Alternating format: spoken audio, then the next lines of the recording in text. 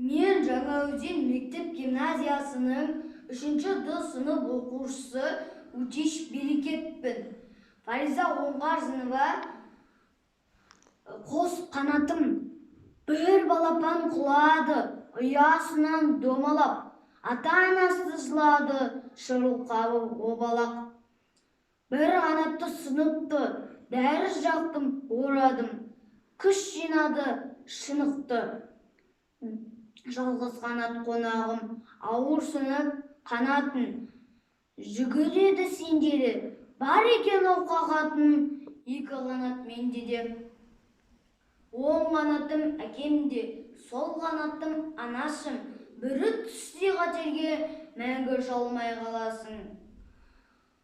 Қос қанатың болғанда табар өмір жарасым, біреуінші зор жарда, бір мүгедек боласың.